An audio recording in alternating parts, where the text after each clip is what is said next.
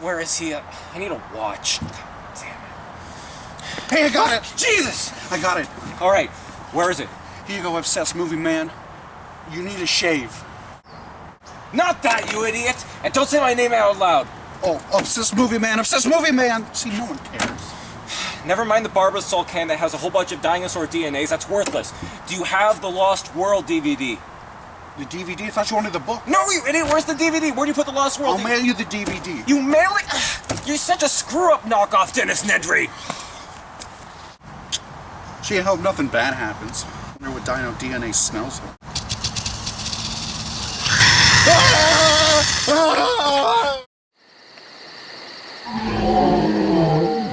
Hello and welcome. As you can tell by the title, I'm the Obsessed Movie Man, O.M.M. There's no denying the massive success Jurassic Park was, with its groundbreaking effects and engaging story, which was based off the book of the same name by Michael Klayton. It brought back the awe and wonder of dinosaurs, and with its success at the box office and award shows, it was pretty obvious that a sequel was bound to happen. But first, Michael Klayton wrote the sequel to his book version, which, while different, was a fun read, at least to me. One would assume that the film adaptation would be different, but similar to the book, just like the first Jurassic Park book and film. But oh boy, this was completely different from the book. But does that make it bad? Let's find out. This is The Lost World. The Lost World Jurassic Park. There we go! Years after the first film, Ian Malcolm is summoned to see an ailing John Hammond, who informs Malcolm that the company InGen is now led by Hammond's nephew, Peter Ludlow, who wishes to capture the dinosaurs and set up an amusement park in San Diego. But there's a twist!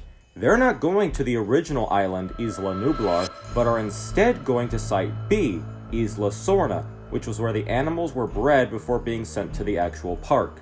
Hammond wants Malcolm and a team crafted by Hammond to document the dinosaurs in their natural environment, and after revealing them to the world, try to set up a sanctuary for them so they can live in peace. Malcolm's team consists of Eddie Carr, Nick Van Owen, Malcolm's girlfriend Sarah Harding, and his estranged daughter Kelly, who stowed away with him on the trip in order to be closer with her father.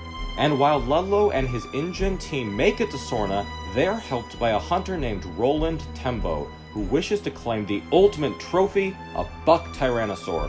Who will win?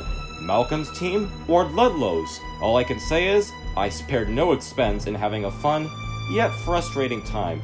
So let's get into why that is. The first major positive aspect of this film is the character of Roland Tembo, played by Pete Postlethwaite. He is similar to Captain Ahab, who was obsessed with capturing Moby Dick. Roland has seen it all, and now realizes that he has a purpose to go on one last hunt and see who is the better hunter. But even though he is a part of InGen's team, he is effectively leading the expedition, takes none of Ludlow's crap, and does have a strict moral code. At one point, he tells the group not to mention the death of one of their crew to Kelly in order to not scare her. We'll talk more about Roland later, but for now, let's move on. Another positive of the film is once again Jeff Goldblum as Ian Malcolm.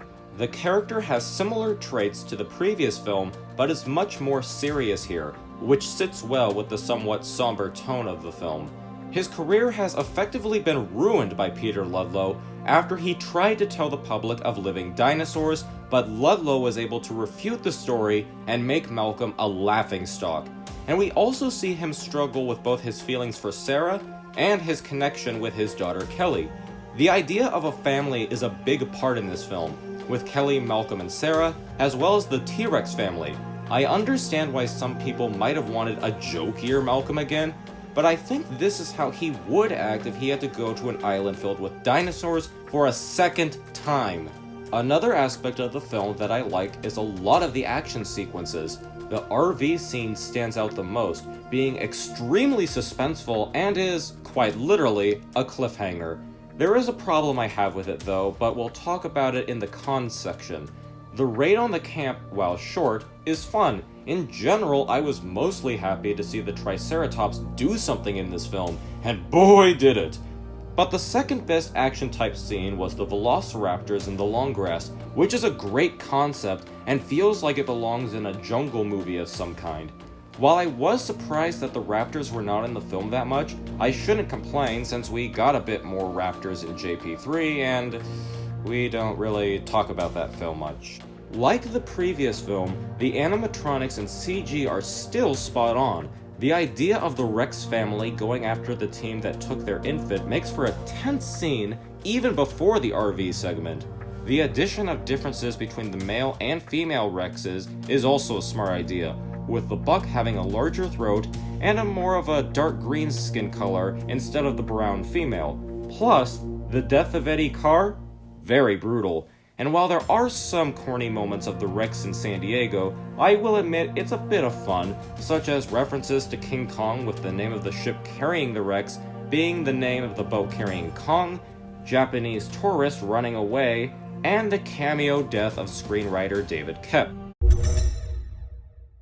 Now, let's move on to the cons. First off, I don't like the characters of Sarah Harding and Nick Van Owen. I know that there are good films that have characters making stupid choices, but man, every time I see this movie, their choices annoy me more and more, such as them releasing the dinosaurs. While their intentions were good, this results in the engine camp being destroyed and them all being stranded on the island, and could have led to the death of them all. And Nick bringing the baby T-Rex back to their RV, and while Sarah does say that they shouldn't do this, she ultimately decides to keep the wailing Rex to try mending its broken leg. Again, the intentions are noble, but anyone with half a brain could realize that taking an infant carnivore that's most likely calling out to their parents is probably a terrible idea. Another reason why I don't like them and Ian in this segment was during the RV over the cliff scene. Eddie is doing his best to save Ian, Sarah, and Nick, and all three make this stupid joke about Eddie bringing back food. I know this is a nitpick, but it takes away the tension for me when they are hanging on for dear life but stop to make this lame joke. Remember in the first movie when Lex and Grant were hanging onto a wire above the ledge while the Rex watched them? You didn't see them make some sort of joke. It was a horrifying situation that was a matter of life and death and made us, the audience, fear for them. Not the case here. The joke takes away all suspense. And while I've seen people try to justify Nick Van Owen's actions, secretly taking away Roland's ammo so he couldn't shoot the Rex is just despicable. What if he needed that ammo to save someone like Ludlow, his friend Ajay, or anyone else? Hell, it could have resulted in his own death. Thanks a lot, Nick. You asshole. There's the whole dumb gymnastics scene between Kelly and the Velociraptor, but honestly, that's been brought up so many times that I just don't care anymore. It's ludicrous, so let's continue. I've always gone back and forth on what I thought of the San Diego scene with the Rex. It was different, and I like the idea of a dinosaur getting loose on the mainland, but there are some cheesy moments that I feel like they should be in a parody movie. Even though I said I liked that Godzilla joke, it does feel out of place and not something I'd see in a JP film. I would have preferred the original ending to the film, and even though I'm mixed here, I'll say it's not the dumbest thing in a JP film, but the transition from the island to San Diego feels a little weak. One of the reasons I picked this film to review is that there is a fascinating amount of behind-the-scenes information on it, and countless amounts of deleted scenes and storylines that were conceptualized but ultimately not used. I won't go into all of them, but I will leave a link in the description to a Jurassic Park channel that I love called Klayton Fioriti. I hope I said his name right. He is not only the biggest JP fan I've ever seen, but he absolutely loves The Lost World and has done countless videos on the topic. But here are the ideas I'd like to talk about that were going to be in The Lost World. The first thing I will bring up is the deleted introduction to both Roland Tembo and his partner, Ajay. We get an idea of what kind of man Roland is. He believes there's nothing challenging left for him to hunt, that he has his own set of rules, and is also a noble man, as he defends a waitress from misogynistic men and beats the crap out of one of them. Then, it ends with Ajay about to tell Roland of the InGen invasion of Isla Sorna.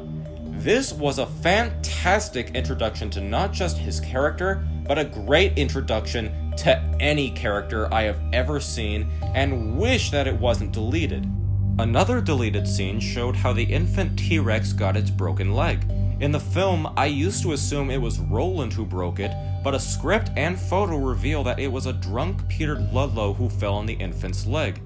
That would then show the poetic justice at the end of the film, where the Bullrich snaps Ludlow's leg so that the infant could make its first kill. That was also somewhat different in one of the earlier scripts, where Ludlow is killed in the same manner, but on the island, not San Diego. There was also an extended scene of the raptors in the worker village, where Roland saves our main characters from one, and, in a really cool idea, many of the InGen team try to escape the island on hang gliders, but are then picked off by pteranodons, which also engage with rescue helicopters. Finally, there was an additional scene where Malcolm and Roland have a discussion about their own beliefs, and Malcolm says that the island should be made aware of to the world so they know it exists, to which Roland replies that even if no one knows, it still does technically exist. And near the end of the film, this topic is brought up at the funeral of John Hammond, where the kids from the first film tell Malcolm that they want to reveal the existence of Sorna, which would then vindicate Malcolm. But Malcolm changes his mind and decides that no one needs to know. Even though the kids say that the people should know because it's real, Malcolm echoes what Roland said, which was that even if no one knows, it would still be real regardless.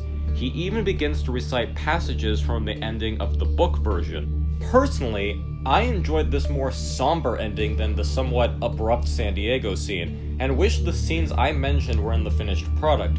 Even though what we have is not that bad, I think this would have been more of an interesting version, especially if we get more of Roland, who I will admit is my second favorite JP character, with the first being John Hammond. The Lost World can be described as a mixed bag. Whenever I watch it, I go from being frustrated and to being captivated by the story, which is darker than the first, but sometimes, as we all know, that does not always mean better.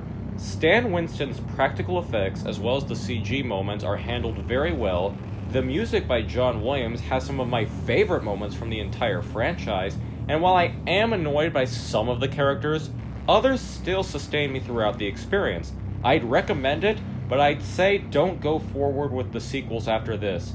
I wish they stopped here, but sadly, Hollywood finds a way. Yes, Thanks. This is an O.M.M review. This is O.M.M, signing out.